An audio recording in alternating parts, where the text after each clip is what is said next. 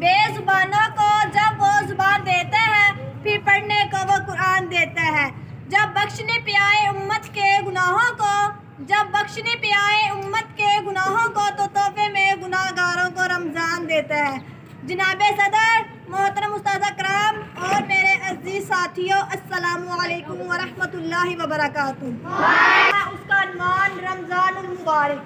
رمضان المبارک اسلامی تقویم کا 9واں مہینہ ہے۔ قرآن پاک نازل کیا گیا۔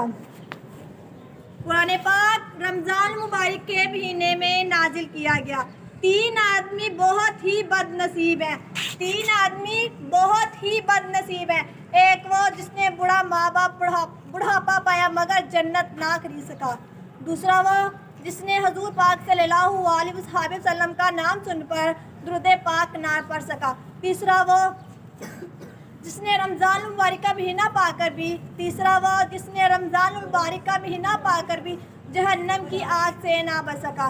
میں جو آپ سے کہنا چاہتی ہوں وہ یہ ہے کہ رمضان المبارک کا مہینہ بہت ہی قیمتی ہے، اسے ضائع مت کریں اور لہٰذا ہمیں چاہیے نمازیں پڑھیں اور قرآن پاک کی تلاوت کریں۔ شکریہ۔